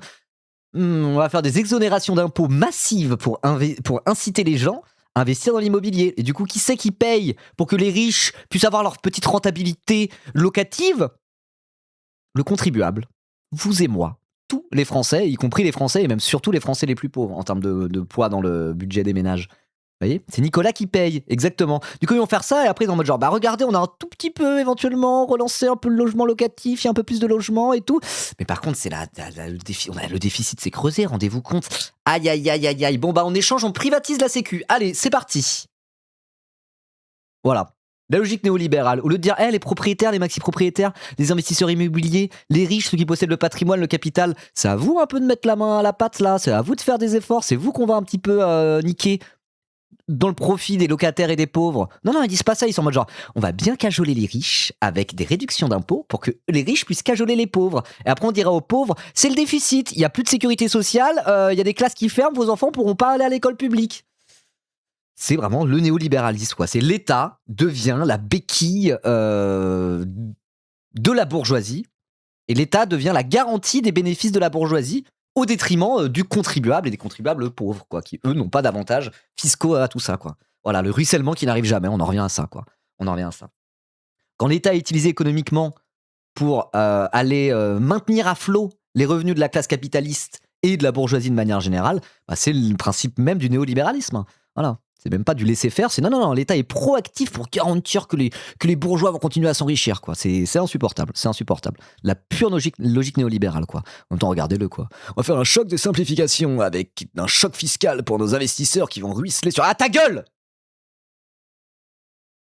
Vu par rapport à ce qui s'est fait ces dernières années, de sorte que oui, ça va redevenir pleinement utile d'investir dans la pierre et rentable. Donc là, il y a 2 promesses. Celle qui est affichée, c'est les avantages fiscaux. Si vous achetez un logement tout fraîchement construit pour le louer, vous payez moins d'impôts. C'est un successeur de la loi Pinel, si jamais vous connaissiez. Mais il y a une autre promesse cachée derrière la phrase « Investir dans la pierre va devenir rentable ». En fait, ça veut dire « Nous ne ferons pas baisser les prix de l'immobilier ». Parce que avec les locataires qui peuvent plus supporter la hausse des loyers, la rentabilité, elle ne peut venir que du prix de l'immobilier qui monte. Parce que les loyers sont reliés aux revenus des gens, alors que les prix sont reliés à leur capacité d'emprunt. Or, les revenus des gens sont connectés à l'économie réelle, les emplois, les salaires, alors que la capacité d'emprunt, elle, il y a moyen de négocier avec la réalité. On pourrait baisser les taux, on pourrait allonger les durées d'emprunt, on pourrait réduire le besoin d'apport. C'est ça la logique principale de la financiarisation. Il faut bien comprendre que ça rend tout le secteur de l'immobilier très dépendant de la hausse des prix. Donc tous les employés du BTP, mais c'est pas tout. Et non, une crise économique serait vraiment malvenue. Parce qu'avec tous ces ménages endettés sur des montants et des durées délirantes, sans aucune marge de manœuvre, si jamais ils perdent leur emploi, les remboursements vont s'arrêter net. Ça provoquerait une crise bancaire. Or, les banques financent aussi les entreprises. On Ah. en a parlé dans cet épisode. Quand Ah. les banques sont touchées, une crise locale peut se transformer en crise. Ah ouais, l'effet papillon de zinzin qui nous pend au nez, quoi. Bah, de toute façon, encore une fois, c'était un peu le principe de la crise des subprimes. Hein. C'est pour ça qu'il y a des grosses banques d'affaires qui ont fait faillite. Lehman Brothers qui fait faillite. Parce que ça fait une espèce de réaction en chaîne, en fait, à partir de prêts qu'on ne pouvait pas rembourser dans le cadre de l'immobilier. Ça a à la fois mis plein d'Américains à la rue, et ça a fait qu'il y a des banques qui ont fait littéralement faillite, et que l'État fédéral a dû injecter des milliards et des dizaines de milliards pour maintenir à peu près le système à flot, avec encore une fois l'argent du contribuable, quoi. Ça fait peur, hein. J'avoue que ça fait assez peur. Hein. Crise globale, parce que les banques sont au cœur de l'économie. Alors imaginez un peu la panique quand les taux sont remontés après le Covid. Oui, parce que l'État n'a pas la main sur cette variable. C'est la Banque Centrale Européenne qui décide des taux. Oui, en 2 minutes aux US, je parlais de ça, ouais. Et du coup, comment on fait pour que les prix de l'immobilier continuent de monter quand les crédits se mettent à coûter plus cher? Et bien, comme d'habitude, on essaie de jouer sur les autres variables financières. Comme par exemple Bruno Le Maire qui a allongé la durée maximale des prêts à 27 ans dans certains cas. Ou plus récemment, le groupe Renaissance qui voulait faire voter un assouplissement du taux d'effort maximal fixé à 35% pour obtenir un prêt immobilier. Ok, c'est-à-dire endettez-vous toujours plus dangereusement. Voilà. Mais 70% de ton salaire pendant 40 ans à une banque, et ça te permettra peut-être d'avoir un T2 à la fin, quoi. Non mais wesh, ça dégage, hein. Ça dégage. Que je lui dise d'aller se faire enculer. Oui, voilà, c'est voilà, pas en merci. étouffant les ménages de crédit immobilier qu'on évite la crise financière. Entretenir la mécanique actuelle, c'est mettre de l'huile sur le feu. La crise n'en sera que plus importante quand elle arrivera. C'est ce qui s'est passé en 2008. Les prix de l'immobilier ont baissé aux États-Unis parce que les ménages n'en pouvaient plus. Bon alors, comment on peut s'en sortir par le haut? C'est quoi les politiques alternatives? La première chose, c'est de bien... Déjà, 70% de ton salaire, c'est l'État qui le capte. Il y a un peu une différence. Hein. 70% de ton salaire, source. Ça me paraît, tes chiffres ont l'air un peu gonflés, le deal, hein, Chauve 14. Quand tu payes des cotisations sociales pour la sécurité sociale, c'est pas comme donner de l'argent à une banque. La banque, l'argent que tu donnes à la banque sous forme d'intérêt, la banque l'utilise, c'est des profits privés, ils en font ce qu'ils veulent. L'argent que tu cotises et que tu donnes à la sécurité sociale, ça t'ouvre tes droits à la retraite et tes droits à te faire soigner gratuitement. T'as un retour sur investissement, entre guillemets. C'est quoi le retour sur investissement? Quand tu payes des intérêts à la Société Générale. Du salaire super brut à net après impôt, bah ça dépend des gens déjà, premièrement, et super brut ça veut un peu rien dire. Il y a un truc encore au-dessus du super brut, je sais pas si tu es au courant, c'est le coût que tu as à ton patron, quand en plus tu rajoutes le bénéfice que le patron fait sur ton dos au-dessus du super brut. Voilà. Aucun dans les deux cas? Non, il n'y a pas la retraite par répartition en France, il n'y a pas les soins gratuits en France. Quand tu es à l'hôpital, la sécurité ne rembourse pas la majeure partie de ton opération. Il n'y a aucun dans les deux cas. C'est de l'argent qui part, on ne sait pas pourquoi. C'est pour payer les députés trop cher. Non mais tu te fous de la gueule du monde, le divin Chauve 14. Tu sais comment c'est aux États-Unis où il n'y a pas la sécurité sociale?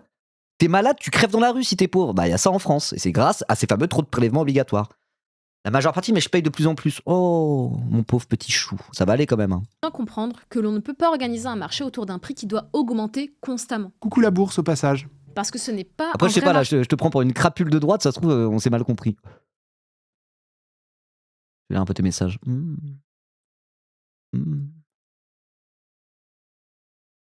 Ah non, ça va, ça va. Non, ça, je peux pas un peu fermement, c'est Twitch, c'est comme ça. Le prix est supposé être un signal qui nous renseigne sur la demande, donc les revenus des gens, leurs besoins, leurs envies, et de l'offre, donc les logements vides et les capacités de production. L'urgence, c'est de le reconnaître et de refuser tout ce qui ressemble à une augmentation artificielle des capacités d'endettement des ménages, c'est-à-dire une augmentation qui n'est pas connectée à une hausse des revenus. Après, je te rejoins sur un truc, c'est qu'effectivement, le taux de prélèvement obligatoire, la quantité d'impôts et de taxes payées par le français moyen reste stable, et il y a une dégradation des services publics massive. Et ça, c'est vrai. Je suis d'accord avec toi. Mais à qui la faute? C'est pas la faute à la sécurité sociale, c'est pas la faute qu'on paye trop d'impôts. C'est que le budget de l'État est ultra mal géré et les macronistes donnent des tas d'aides et des exonérations de cotisations et des crédits d'impôts à des boîtes en se disant que elles vont créer de l'emploi et que tout ça va augmenter l'activité économique. Et ça fait 10 ans, plus de 10 ans que les politiques font ça. Macron, il a fait que ça à 2000%. Hollande le faisait déjà avant lui. Et ça fonctionne pas. Ça fonctionne pas. Donc c'est pas un problème de taux de prélèvement obligatoire, c'est juste que l'argent est mal dépensé. À une époque, ça fonctionnait d'ailleurs assez bien et les gens se plaignaient moins, quoi. Voilà. C'est la faute des gestionnaires. Si par les gestionnaires, tu veux dire les gouvernements de droite successifs? Ouais. Facile à dire qu'à faire parce que énormément de gens se sont mis dans des situations où ils dépendent ou en tout cas ont misé beaucoup d'espoir sur l'augmentation des prix. Et politiquement, c'est toujours plus facile de maintenir le statu quo, puis de blâmer la crise quand elle arrive. Donc, pour un marché qui fonctionne bien, dans lequel les prix peuvent baisser sans provoquer de crise, première solution, Ne surtout pas légiférer dans le sens de l'augmentation de la dette immobilière des ménages. Non, depuis la Deuxième Guerre mondiale au global, tu remontes assez loin. Non, tu peux pas dire ça. De 1945 à 1973, le système économique et financier en France était ultra différent déjà, ça n'avait rien à voir. D'ailleurs, Eureka a fait une super vidéo là-dessus sur le circuit du trésor. Et les politiques néolibérales telles qu'on les connaît, où l'État sert de béquille aux entreprises pour maintenir leur taux de profit, etc., ça a commencé au milieu des années 80, au début des années 80. Voilà. Donc en vrai, non, je trouve que tu manques de précision. Quoi. Celle-ci doit être rattachée à leurs revenus. Deuxième solution, c'est celle que l'on retrouve assez ironiquement dans le rapport de l'Institut Montaigne. Vous savez, le think tank libéral. La plupart de leurs propositions demandent une intervention publique, parfois même des taxes plus élevées pour une meilleure rotation du parc immobilier. Parce que normalement, les libéraux sont... L'Institut Montaigne réclame des taxes, tiens. Censés être... Je croyais que c'était pas bien les taxes. Contre la rente, donc contre l'enrichissement sans cause. Et le marché de l'immobilier, dans son ensemble, c'est devenu juste une énorme rente. Donc il va falloir arrêter d'être timide sur les taxes pour tout ce qui est logement non occupé. Le but c'est d'être impitoyable, de rendre la non-occupation des logements quasi impossible. Tu peux pas faire les travaux, tu vends. Tu peux pas vendre, tu baisses le prix. Ça part toujours pas, tu rebaisses le prix. Politique du zéro logement vide. Alors ça veut pas dire augmenter les impôts pour tout le monde, parce que dans le même temps, on devrait pouvoir baisser les taxes sur l'achat immobilier, qui aujourd'hui pénalise surtout les jeunes. Ok, donc ça c'est les fameux frais de notaire. Et c'est chiant les frais de notaire. Acheteurs. Après, normalement les frais de notaire, c'est censé justement pour limiter la spéculation immobilière. Vu que tu as des frais et des taxes dès que tu as une transaction immobilière, ça évite que des gens achètent des apparts pour les revendre un tout petit peu plus cher derrière et sur une petite marge, mais ça avec plein d'apparts. Du coup, si tu as plein de frais de notaire à payer, ça t'incite à pas le faire. Voilà. Ceux qui paient déjà des logements trop chers.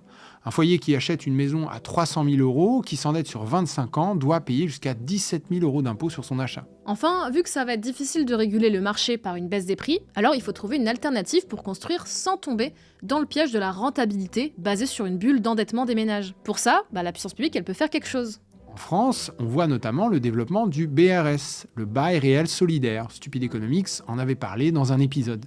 L'idée, c'est de proposer à la vente des logements récents ou bien rénovés à un prix relativement abordable, comme une alternative à la location ou au logement social. L'idée, c'est d'être... C'est déjà une taxe sur la plus-value, si tu fais ça, les frais de notaire, c'est autre chose. Mais après, la taxe sur la plus-value, c'est un truc plus précis. Mais je crois que dans l'idée... La justification de ces frais de notaire, c'est aussi ça, quoi. C'est pour inciter les gens à pas acheter au hasard, quoi. Il me semble. Je suis pas un spécialiste non plus. Propriétaire du bâti, mais locataire du foncier. Ça fait beaucoup baisser le prix d'achat. C'est vraiment intéressant pour les revenus modestes, qui peuvent être propriétaires dans des grandes villes, tout en se construisant une épargne, au lieu d'être locataire et de tout dépenser dans un loyer. Enfin, dans le monde, il existe aussi des politiques de logement alternatives. On peut citer Singapour ou Vienne notamment. Ce sont des modèles où la puissance... Vienne, incroyable. Vienne, c'est le HLM généralisé, tout est géré par la municipalité. La plupart des Viennois vivent dans des logements sociaux, au final, qui dépendent de la municipalité dont ils ne sont pas propriétaires. Mais il y a des familles qui vivent dans des bons appartements à Vienne. De génération en génération, ils restent dans le même appart parce qu'ils ont le droit de le faire. Ils ne sont pas propriétaires. Et ça marche hyper bien, Vienne. Et c'est un héritage de l'austro-marxisme du début du XXe siècle. Vienne-la-Rouge, on l'appelait à l'époque. Voilà, si vous voulez en savoir plus sur Vienne, je vous renvoie sur la vidéo que j'avais fait sur l'immobilier. Je pense qu'elle a bien vieilli. Je pense que pour le coup, elle est pas... C'était il y a quelques années, mais il n'y a pas tant de choses que ça qui ont changé. Attendez. Devenez pauvre grâce à l'immobilier. Ribot dans la sauce. Ce magnifique thumbnail. Devenez pauvre grâce à l'immobilier. J'ai pas changé de police d'écriture, c'est toujours la même police d'écriture. Voilà, Vienne-la-Rouge. Je prends l'exemple de Vienne-la-Rouge comme un contre-exemple, justement. Voilà, regardez. Stylé. Donc voilà, si vous voulez aller plus loin, enfin pas aller plus loin, mais si vous voulez... moi j'avais fait une vidéo sur l'immobilier, j'en suis assez fier, je trouve qu'elle était vraiment bien. Je pense qu'elle a bien vieilli, ça va. Donc n'hésitez pas à aller la regarder. En tout cas, je parle de Vienne dedans, et franchement, banger. Hein. Trop bien. Et je prends l'exemple de l'URSS aussi, figurez-vous. Les logements en URSS. Un contre-exemple un peu plus extrême, entre guillemets, en parlant de l'URSS ou Khrouchtchev, principalement, les Khrouchtchevka, tout ça. Et après, je prends l'exemple de Vienne-la-Rouge, autre contre-exemple, quoi, pour dire, mais d'autres systèmes sont possibles. Je dis pas qu'il faut faire comme en URSS, hein. En tout cas, voilà, ça montre que d'autres systèmes sont possibles avec des avantages et des inconvénients. Et le système de Vienne, en vrai, il y a surtout des avantages, quoi, je trouve. Voilà, c'est quand j'avais des cheveux très longs à l'époque, très longs. Voilà. Je tiens à dire qu'à l'époque, j'étais locataire, hein, voilà. J'habitais dans un appart, j'étais locataire, tout ce qu'il y a de plus classique. Je tiens à le préciser. puissance publique a joué un rôle majeur dans les constructions et où elle continue de jouer un rôle dans la distribution des logements. Vienne est souvent pris comme exemple avec ses 60% des locataires qui louent un appartement dans un bâtiment public, avec crèche, piscine, laverie et jardin inclus. Du coup, seuls 44% des Viennois consacrent plus de 25% de leurs revenus à leur logement. C'est fou, quoi. C'est-à-dire que les 2/3 des Viennois, c'est pile les deux, enfin non, pas les 2/3, un peu moins, quasiment les 2/3 des Viennois payent moins de 25% dans leur logement. Et on parle de Vienne, hein, c'est une capitale d'une ville européenne, quoi. C'est pas un trou paumé au fin fond de la diagonale du vide ou je ne sais quoi, là. On parle de Vienne en Autriche. C'est une capitale, c'est une super grosse ville, quoi. Quand tu vois les loyers à Paris, les loyers à Londres, les loyers à machin, c'est une dinguerie, genre. C'est impossible de se loger. À Vienne, pas de souci. Après, le problème, c'est que c'est surtout des Viennois qui ont accès à ça. Il faut avoir la nationalité, habiter peut-être depuis 2 ou 3 ans dans la ville. Mais en tout cas, voilà, il y a peut-être des inconvénients, peut-être un peu moins de flexibilité. Après, la flexibilité, elle profite à ceux qui ont la thune pour en pouvoir en profiter dans tous les cas. Mais ce que je veux dire, c'est que le modèle viennois, tu vois ça, t'es en mode genre. Tu vois Paris, tu vois Londres à côté, t'es en mode genre, mais c'est juste mieux en fait. Objectivement, quoi. Mais du coup, les gens sont locataires, mais c'est pas grave. 67% à Paris, ils aiment autant, hein. 86% à Londres. Et oui, sans actionnaires avec des envies de bénéfices délirantes. L'autrichien, ça n'existe pas, c'est l'allemand. Tu peux apprendre l'allemand. Et des horizons d'investissement parlent bien anglais, à court les Autrichiens. terme, les bailleurs publics viennois n'ont jamais besoin de vendre. Ils se contentent d'amortir tranquillement les coûts de construction sur des décennies via les loyers qu'ils reçoivent. Loyers qui, du coup, peuvent être maintenus à des niveaux très abordables. Alors c'est pas un modèle parfait, hein. Vous pourrez trouver de nombreuses critiques assez classiques de cette approche socialiste. Par exemple... Ah bah voilà, on est d'accord, le divin chaud au final. Ah oui, Vienne, c'est mieux que Paris, ça a pas de débat, 50 centimes la pinte. Et bah voilà. Au final, est-ce qu'on n'est pas tous d'accord malgré nos désaccords? Est-ce que quand la pinte est pas chère, au final on est tous d'accord? Je vous pose la question. Les logements, qui en est exclu? Que faire quand la demande augmente? Bon, sans compter que c'est pas une solution immédiate parce que il faut le temps de tout construire. Mais pour juger d'un système... Ah oui, ouais, si vous buvez pas d'alcool, oui, moi, c'était une blague. D'ailleurs, en plus, c'est le ramadan en ce moment. La force à tous ceux qui boivent pas d'alcool.